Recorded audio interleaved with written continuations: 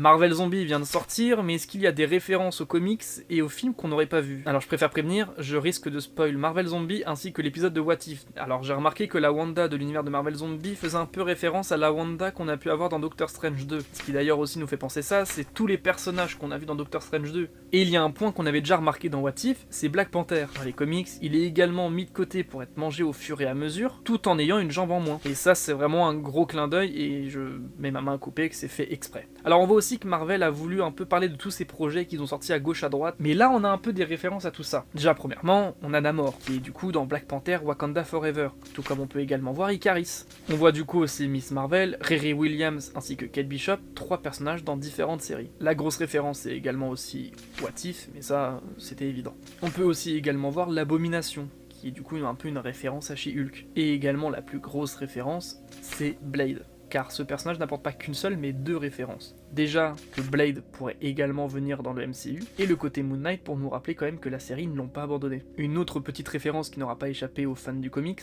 c'est Scott Lang dans son bocal. Mais le fait que Scott Lang soit dans un bocal me fait penser à la guêpe dans le comics de Marvel Zombie. Un autre point est également aussi par rapport à Infinity Wars, car oui, ça n'a échappé à personne, l'arrivée de Thor est clairement la même que dans Infinity Wars. Et ce qu'on voit aussi, c'est que Thor ne sait toujours pas viser la tête, peu importe l'univers. Mais là, ce qu'on voit dans cet univers et qui est très intéressant, c'est que Thor va digérer sa défaite d'une autre façon. Car certes, nous on l'a vu s'entasser de bière et jouer à Fortnite, mais là on voit un Thor qui ne bouge plus, un Thor qui ne sert plus à rien. Comme le dirait Valkyrie, la force l'a quitté depuis longtemps. Bon, je sais pas si c'est la phrase exacte, mais en tout cas c'est ce qui a été dit à peu près. Et là c'est une autre référence qui est un peu tirée par les cheveux pour certains. Il y a une référence à la saison 2 de Loki, que je vais spoil, donc si jamais tu ne l'as pas vu, tu es prévenu. Car comme on peut le voir dans la saison 2 de Loki, il va sacrifier son destin et s'asseoir sur un trône pour protéger le multiverse. Car faut pas l'oublier, Loki reste quand même un personnage méchant à la base. Et là vous allez me dire, mais je ne trouve aucun rapport avec la série Marvel Zombie. Bah en soi, il y en a un. Mais j'ai l'impression que Hulk, à une échelle inférieure, a un peu le même rôle. Car même si Hulk n'a jamais été un méchant, ça reste quand même une brute, qui a fait beaucoup de dégâts, qui a traumatisé beaucoup de personnes, comme on a pu le voir dans Avengers Age of Ultron. Alors je sais que ce n'est pas la même réalité, mais ils nous ont bien fait comprendre que c'était un événement canon à l'univers Marvel de base. Car je vous rappelle, What If commence par le retour de Hulk sur Terre, ce qui veut dire qu'il en est parti.